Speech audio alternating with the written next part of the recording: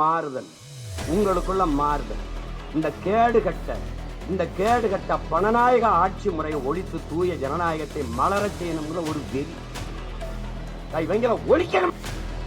இந்த நாட்டில் பிறந்ததை தவிர நாங்கள் செய்த பிழை. ஏன் விரும்பிய கல்வியை கற்க முடியவில்லை? ஏன்? பல்கலைக்கழக பேராசிரியர் பெருமக்களே, இந்த கோரிக்கை போராட்டத்தை முன்னின்று ஒருங்கிணைத்து நடத்தி கொண்டிருக்கிற மதிப்புமிக்க பெருமக்களே, உங்கள் அனைவருக்கும் என்னுடைய அன்பும் வணக்கமும்.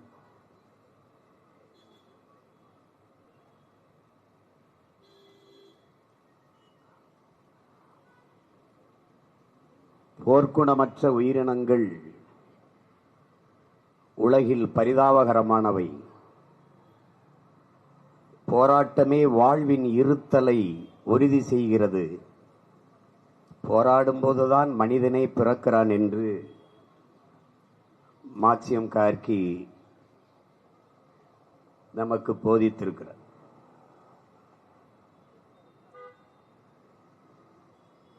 எங்களுடைய தலைவன்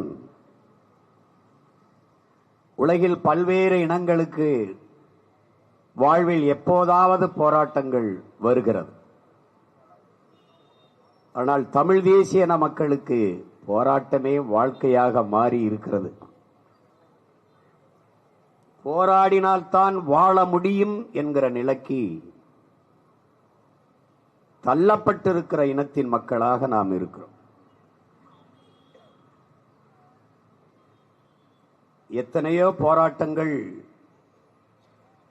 இந்த நிலத்தில் நடந்திருக்கிறது, நடந்து கொண்டிருக்கிறது, நடக்கவும் இருக்கிறது. இங்கே வீதியில் அமர்ந்து போராடி கொண்டிருக்கிற பெருமக்கள் யார் என்பதை அறிவார்ந்த தமிழ் சமூக மக்கள் ஆழ்ந்து அறிந்து தெரிந்து கொள்ள வேண்டும்.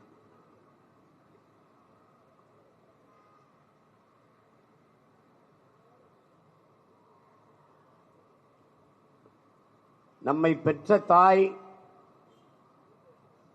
10 மாதங்கள் தான் நம்மை உயிர் கரிவறையில் சுமக்கிறார்.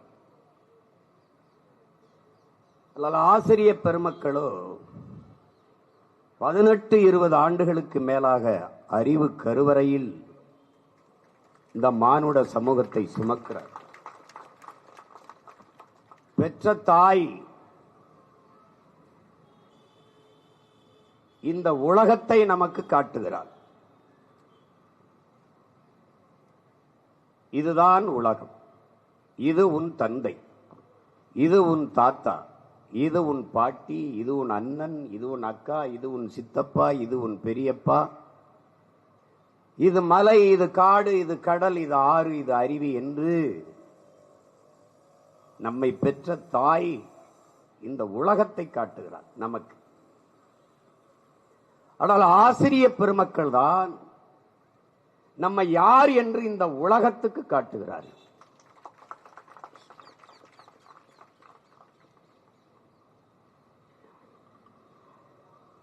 மாவீரன் அலெக்சாண்டருடைய தந்தை பிலிப்ஸ் தன்னுடைய செல்வங்களை எல்லாம் நாட்டு மக்களை வரவழைத்து எல்லா செல்வங்களையும் பிரித்து தன் நாட்டின் குடிகளுக்கு கொடுக்கிறார். மக்கள் கேட்கிறார்கள், மன்னர் அவர்களே, நீங்கள் எல்லா செல்வங்களையும் எங்களுக்கு கொடுக்கிறீர்களே, உங்களுக்கென்று என்ன இருக்க போகிறது என்று. எனக்கென்று எதுவுமே தேவையில்லை. ஏனென்றால் எனக்கு படிப்பித்த என்னுடைய ஆசிரியன் அரிஸ்டாட்டில் என் மகன் அலெக்ஸுக்கு கல்வி கற்பிக்கிறேன் என்று சொல்லிவிட்டான்.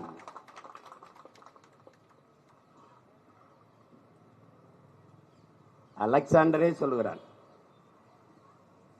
நான் இந்த பூமிக்கு வந்ததற்கு காரணம் வேணுமானால் என் பெற்றோர்களாக இருக்கலாம், ஆனால் இந்த உலகத்திற்கு அலெக்சாண்டர் யார் என்று தெரிவதற்கு காரணம் என்னுடைய ஆசிரியர் பெருமக்கள் தான் என்கிறார். இவன் சாக்ரட்டிஸ், இவன் பிளாட்டோ, இவன் அரிஸ்டாட்டில், இவன் அம்பேத்கர், இவன் மார்க்ஸ், இவன் லெனின், இவன் பிடல் காஸ்ட்ரோ, சேகுவேரா, இதையெல்லாம் உலகத்திற்கு அறிமுகப்படுத்திய பெருமக்கள், அறிவை போதித்த ஆசிரியர் பெருமக்கள் தான்.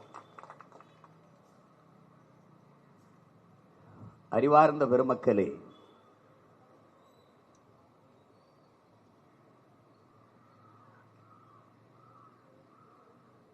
உலகத்திலே ஆசிரியர் பெருமக்களை போற்றுகிற நாடு பின்லாந்து மட்டும்தான். அங்கே ஐஏஎஸ், ஐபிஎஸ் எவருக்கும் மரியாதை கிடையாது. நீதிபதி, ஆசிரியர் பெருமக்களுக்குத்தான் மதிப்பு. காரணம், இவர் ஐஏஎஸ் ஆனது, இவர் ஐபிஎஸ் ஆனது, இவர் நீதிபதி ஆனது, இவர் அமைச்சரானதெல்லாம் ஆசிரியர் பெருமக்களால் தான். ஒரு ஆசிரியன் தலை சிறந்தவனால், ஆசிரியரால் தான் இப்படிப்பட்டவர்களை உருவாக்க முடிகிறது. எந்த நாட்டில் வேளாண்குடி மகன் போற்றப்படுகிறானோ, மதிக்கப்படுகிறானோ, அந்த நாடு பசியற்ற நாடு, ஏழ்மை வறுமையற்ற நாடு.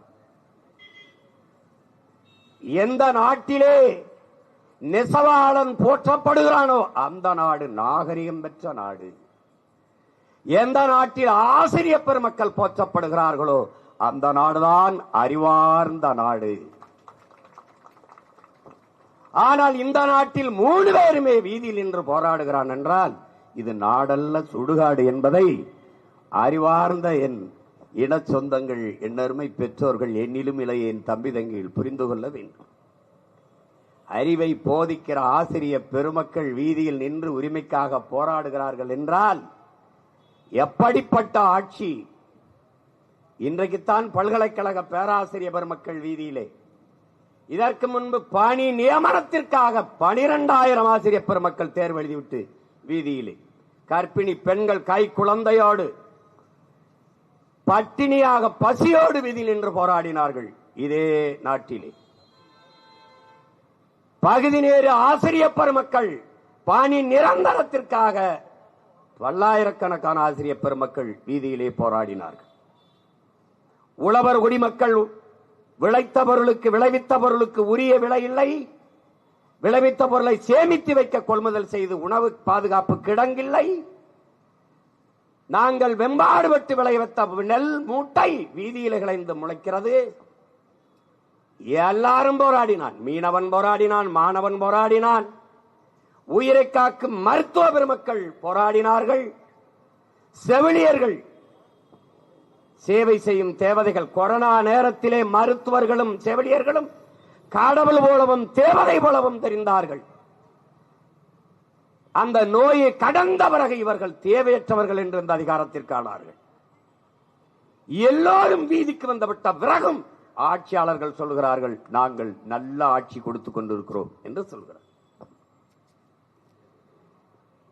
நான் பெரிதும் போற்றுகிற பேராசிரியர் பெருமக்களே, உங்களிடத்தில் உங்கள் உடன் பிறந்தான், உங்கள் மகன், உங்களை போன்ற ஆசிரியர் பெருமக்களால் அறிவு புகட்டப்பட்ட மகன் கேட்கிறேன், ஒரு நாட்டின் ஆட்சி, ஒரு நாட்டின் ஆட்சியாளன் சரியில்லை, ஆட்சி நிர்வாக முறை சரியில்லை என்றால் ஆட்சியாளன் மட்டும் பொறுப்பாக முடியாது, அந்த ஆட்சியை நிறுவிய மக்களும் பொறுப்பேற்க வேண்டும் என்கிறார்.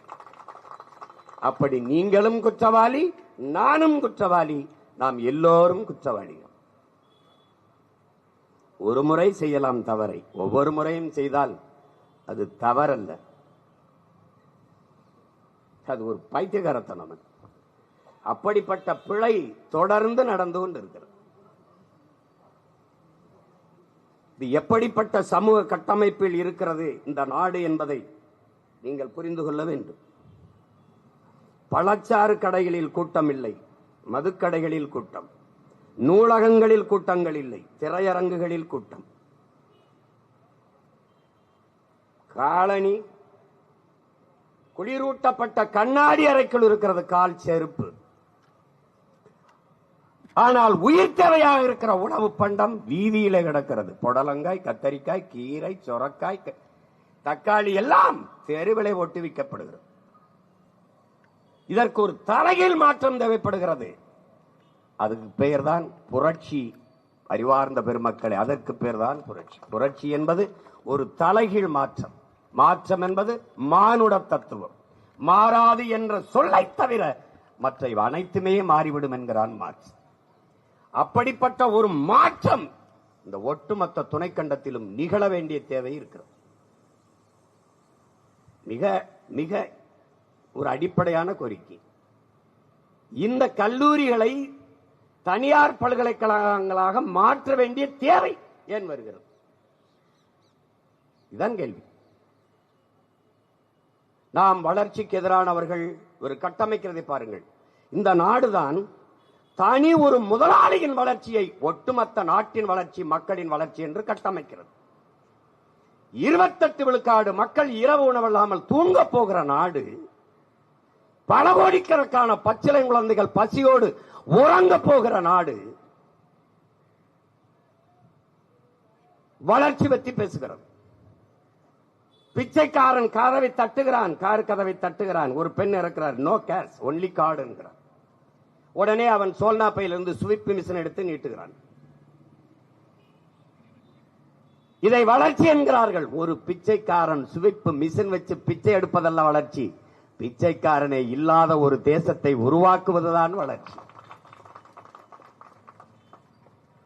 இவர்கள் கட்டறிவார்ந்த பெருமக்களை, எந்த விண்ணூர்தி நிலையத்தில் எனக்கு வசதி இல்லை, பெரிய வானூர்தி நிலையம் வேண்டும் என்று எவன் போராடினான்? இந்த பேருந்து நிலையத்தில் வசதி பத்தவில்லை, பெரிய பேருந்து நிலையம் வேண்டும் என்று எவன் போராடினான்? பேருந்து கட்டுத்தான் போராடினான், பறக்க விண்ணூர்தி கட்டுத்தான் போராடினான். ஆனால் இவர்கள் கட்டமைக்கிற வளர்ச்சி இதுதான். இவர்கள் என்ன கற்பிக்க வருகிறார்கள்? நீங்கள் பட்டினி கிடந்து செத்தால் கட்டையில் எரிக்காமல் கரண்டில் எரிப்பதை வளர்ச்சி என்று உங்களுக்கு கற்பிக்கிறார்கள். இதுதான் இந்த நாடு கட்டமைக்கிற வளர்ச்சி. எல்லாமே தனிப்பெரும் முதலாளிகளின் லாப குவிப்புக்காக, லாப தேவைக்காக கட்டமைக்கப்படுகிறது. காரணம், இந்த நாடு ஏற்றுக்கொண்டிருக்கிற பொருளாதார கொள்கை தனியார்மயம், தாராளமயம், உலகமயம் என்று சந்தையாக மாற்றியதால் அறிவை வளர்க்கும் கல்வி, உயிரை காக்கும் மருத்துவம், உலக உயிர்களின் உயிராகாரமாக இருக்கிற நீர், இந்த மூன்றும் மிக உயர்ந்த சந்தை பண்டமாக மாற்றி நிறுத்தப்பட்டிருக்கிறது. இந்த நாட்டில் பிறந்ததை தவிர நாங்கள் செய்த பிழை. ஏன் விரும்பிய கல்வியை கற்க முடியவில்லை? ஏன் பள்ளி மாணவர்களுக்கு, கல்லூரி மாணவர்களுக்கு பேருந்து கட்டணம் இலவசம், ஆனால் கல்வி கட்டணம் 10 லட்சம். நாம் கேட்கிற மாறுதல் என்ன?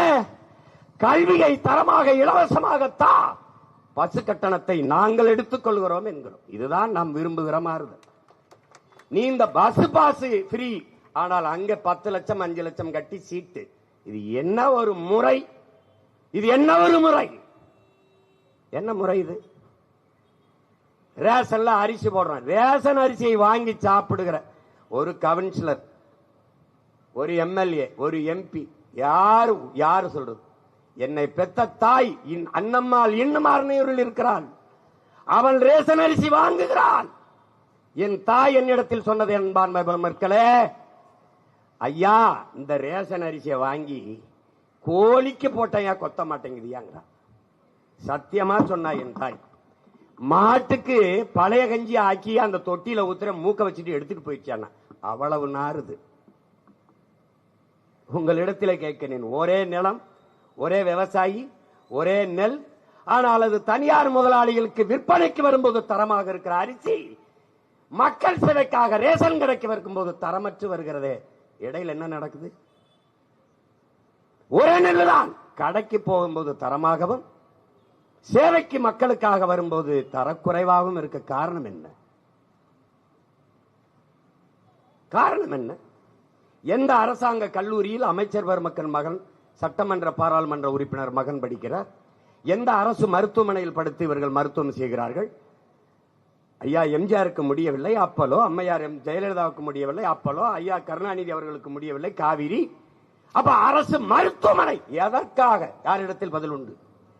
யாரிடத்திலே?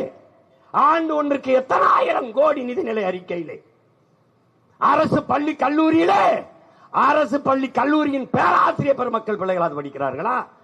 இல்ல ஆசிரியர் பெருமக்களின் பிள்ளைகள் அது அரசு பள்ளியில் ஏன் தரம் இல்லை? ஏன் தரம் இல்லை? தரமற்றவர்கள் கையிலே அரசு இருப்பதால் இவையெல்லாம் தரம். என்ன செய்யணும்? தலையில் மாற்றம்.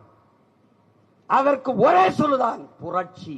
அது ஒன்றால் தான் எல்லாவற்றையும் மாற்ற முடியும். அறிவை போதிக்கிற ஆசிரியர் பெருமக்கள் காலையிலிருந்து வீதியில் நின்னா நாடு விளங்குமாடா? விளங்குமாடா? இந்த நாடு உலகத்துல கேவலப்படுத்தி சிரிப்பான் உலக நாடுகளை பார்த்தா. யாரு? ஆசிரியர்கள். இது எதுக்கு ஒன்னே தனியார் பல்கலைக்கழகமா மாற்ற வேண்டிய தேவை என்ன வருது? என்ன வருது? தியாகராஜ கல்லூரி எனக்கு தெரிஞ்ச எங்க ஐயா பேச்சுமுத்து தான் அப்ப தமிழ்துறை தலைவர். அவரெல்லாம் மாணவர்களை திரட்டி போராடி தான் நிறுத்தினேன்னு எங்க ஐயா பேச்சுமுத்து சொன்னாங்க. இருக்கா கூப்பிட்டு இருந்தா கூட போராட்டத்துக்கு வந்துருப்பாப்ல.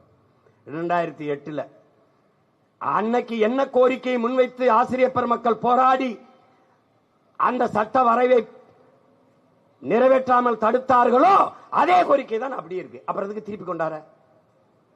எது கொண்டார? அன்னைக்கு முன்வைத்த அதே நோக்கம், அதே கோரிக்கை, அதுல எந்த மாற்றம் இல்லையே.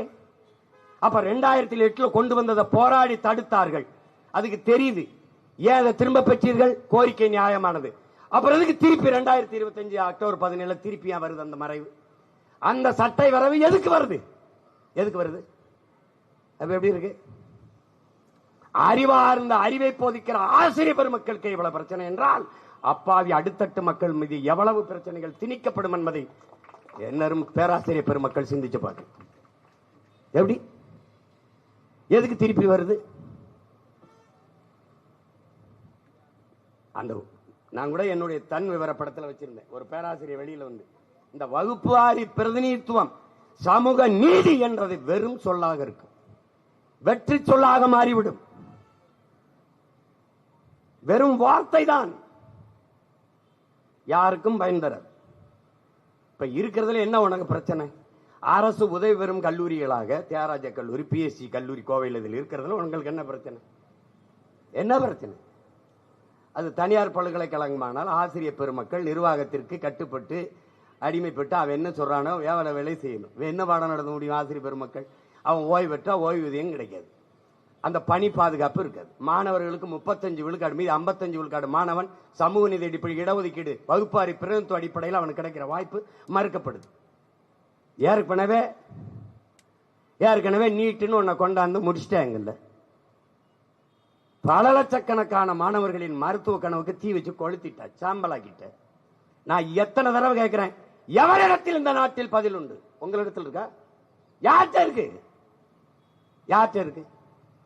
நான் நீட் எழுதி வரேன். இங்க பாருங்க, நீட் 2000 மதிப்பெண்ணுக்கு 1200 மதிப்பெண்ணுக்கு 1195 அல்லது 99 நான் வாங்கிட்டேன். ஆனால் நீட் எழுதும் போது நான் தோற்றுட்டேன்னா மருத்துவ கல்வி படிக்கிறதுக்கு தகுதியற்ற மாணவன். 850 அல்லது 900 மதிப்பெண் வாங்கி அதை எல்லையில் பார்டர்ல பாஸ் பண்ண ஒரு மாணவன், ஒரு மாணவி நீட்ல தேர்ச்சி பெற்றால் அவன் மருத்துவ கல்வி பயில்வதற்கு தகுதியானவன். இது எப்படி? இந்த நீட் தான் எல்லாத்துக்குன்னா இந்த +1 +2 தூக்கிட்டு நேரடியா நீட் சிலபஸ்க்கு போயிட வேண்டியதானே? எதுக்கு? ஏதாவது பதில் வச்சிருக்கியா? நீ எல்லாத்துக்கும் ஒரே நிவாரணம் ஆதார்னா. இப்ப இந்த வாக்காளர் சிறப்பு சீர்திருத்தத்துல ஆதார் இன்வேலிடுன்ற. டேய், உனக்கு என்ன பைத்தியமாடா நீங்க? உங்களுக்கு என்னடா பிரச்சனை? பைத்தியமா? பைத்தியக்காரன் கூட ஒரு தடவை சொன்னதை திருப்பி அதே தாண்டா சொல்லிட்டு இருப்பான். முத்துன பைத்தியம் பிரச்சனை இல்ல, அது தலையே சொரிஞ்சுக்கிட்டு இருந்தோம். அறப்பைத்தியங்களால தான் அடுத்தவன் தலையை போய் சொறி. இது பூரா அறமெண்டல். நீங்க ரொம்ப பைத்தியம் முத்துச்சுன்னா அதுவா இருந்துட்டு அதுவா பேசிருக்கோம். அறப்பைத்தியம் தான் கடிச்சு வைக்கும், கல்லெடு தெரியும்.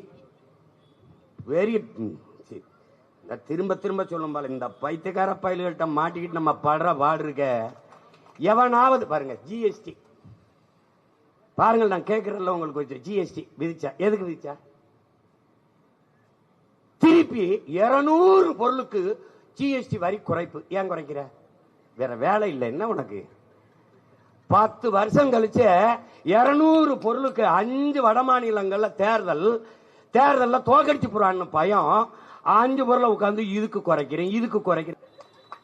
ஏய் வாடா, நாட்டு குடிகள் சுமக்க முடியாத அளவுக்கு வாரிச்சுமையை விதிக்கிற ஒருவன் சரியான ஆட்சியாளனாடா, அறமெண்டலாடா? யாரா நீங்க? யாரு? பணம் செல்லாது, பணம் செல்லாது, பணம் செல்லாதுன்னா என்ன ஆயிரும்? ஊழல் லஞ்சம் ஒழிஞ்சிடும். அப்ப என்ன இதுக்கு ஒவ்வொரு வீட்லயும் இடி ரைடு, இன்கம் டாக்ஸ் ரைடு எதுக்கு வருது? ஊழல் ஒழிஞ்சிரும், லஞ்சம் ஒழிஞ்சிரும். எங்க வருது? எதுக்கு ரைடு போடுற? பணம் செல்லாது, தீவிரவாதம் ஒழிஞ்சிரும். அப்ப புல்வாமா, பகல்காம், நேத்து டெல்லியில கார்ல குண்டு பிடிச்சு கொண்டு அதுல என்னது? தீவிரவாதம் இல்லது, அது பயங்கரவாதம் இல்ல. அப்ப என்ன பக்கவாதம், சுரண்டுவாதமா? என்னடா உங்க பிரச்சனை? என்னடா என்னதான் உங்க பிரச்சனை சொல்லு? எல்லாத்தையும் சகித்துக் கொள்கிற மக்கள். இங்க இருக்கிற பிரச்சனை என்ன? வறுமைக்கு ஒரு அறியாமை, வறுமைக்கு ஒரு குழந்தை பிறக்குது, அது அறியாமை. அறியாமைக்கு ஒரு குழந்தை பிறக்குது, மறதி. இந்த மூணும் இந்த அரசியல் தலைவனுக்கு முதலீடாயிருது. நேத்து ஒண்ணு பேசுறேன், இது எதுக்குப்பா போட்ட? கேட்கலையே. இது எதுக்கு குறைக்கிற? கேட்கவே இல்லை. இப்ப எதுக்குப்பா இந்த அரசு உதவி பெறும் கல்லூரியை தனியார் பல்கலைக்கழகமா ஏன் மாத்திர? கேட்கல. ஏன்னா அவனுக்கு பொழுது போகல, மாத்தல. இப்ப நம்ம போராட வேண்டியது இருக்கு. இப்ப இன்னும் 2 மாசத்துல தேர்தல் வரும்போது இந்த அக்டோபர்ல கொண்டு வந்திருக்காப்ல. எங்க நீ நிறைவேற்றி காட்டிரு பாக்குறேன். காட்டிரு. நீ கடலுக்குள்ள பேனா சில வச்ச கதை தான் அது.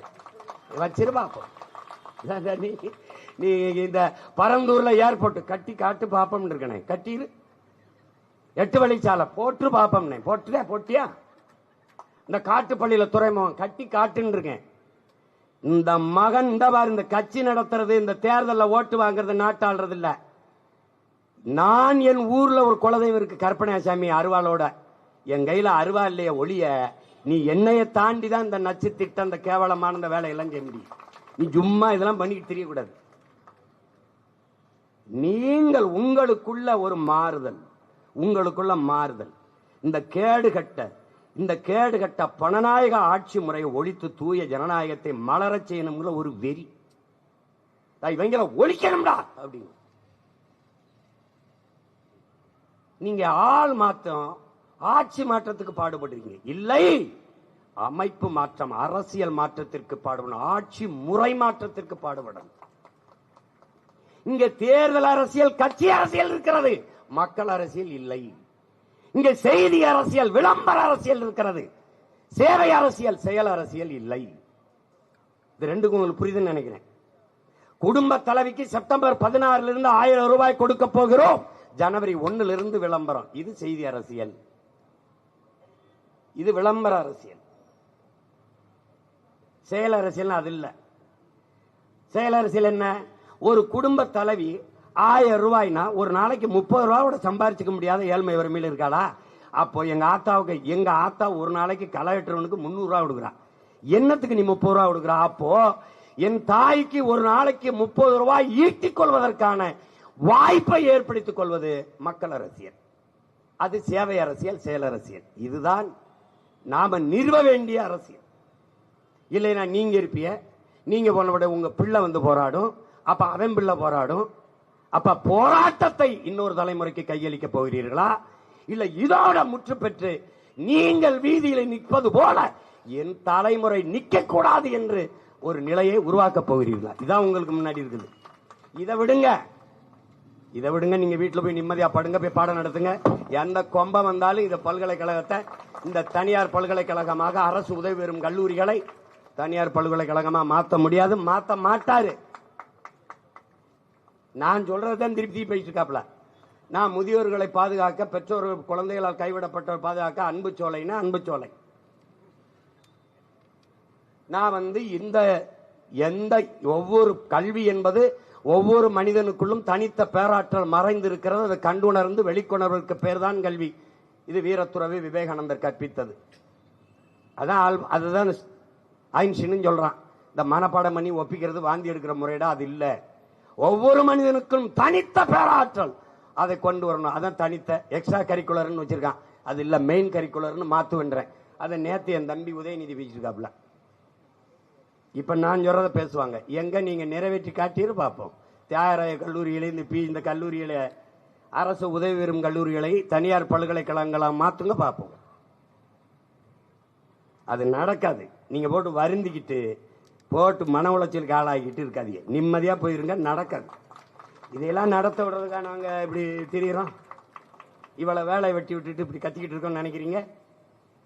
அதனால கோரிக்கையை வச்சாச்சு. கல்லூரிகளில் வேலை செய்கிற பேராசிரியர் பெருமக்களுக்கு என்ன கொடுக்குறீங்களோ, அரசு உதவி பெறும் கல்லூரியில் பணியாற்றுகிற பேராசிரியர் பெருமக்களுக்கும் அதே ஊக்கத்தொகையை, அதே நிலுவைத் தொகையை கொடுக்க வேண்டும் என்பது பேராசிரியர் பெருமக்களின் கோரிக்கை. அரசாணை அதுதான். அந்த அரசாணையை நிறைவேற்றுங்கன்னு தான். அதாவது உங்க ஆணையை நீங்க நிறைவேற்றுங்கன்னு தான் சொல்றோம். நாங்க ஒன்றும் புதுசா ஒரு ஆணை பிறப்பிக்கல. இதனால அதெல்லாம் செய்வாங்க, கவலைப்படாதீங்க. இந்த 2 மாசம்தான் தேர்தல் இருக்குது. ஒற்றை விரலால் உலகத்தை திரும்பி பார்க்க வைக்கக்கூடிய ஒரு பெரும் மாறுதலை நம்மளால் செய்ய முடியும். இனிமே இப்படி முழக்கமிடாம, இப்படி கத்தாம, நீ ஒற்றை விரலை காட்டி காட்டி முழக்கமிட்டாதான் ஆட்சியாளர்கள் பயப்படுவாங்கன்னு நினைக்கிறேன். அதனால நீங்க நம்பிக்கையோட இருங்கள். மாணவர் பெருமக்களோ, மாணவ பிள்ளைகளோ, பேராசிரியர் பெருமக்களோ பாதிக்கப்படுகிற அளவுக்கு ஒன்றை இந்த நிலத்தில் நாம் நடக்க விட போவதில்லை. நீங்கள் நிம்மதியாக இந்த கோரிக்கையை முன்வைத்து விட்டீர்கள்.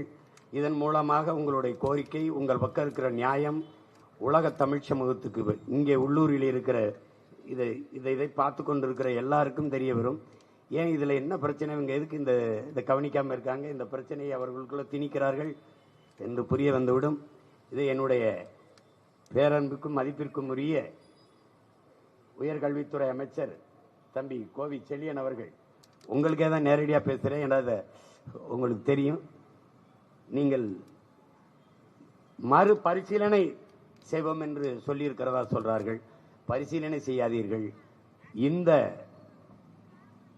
திரும்ப பெறுங்கள். உங்களுடைய தலைவர் ஐயா,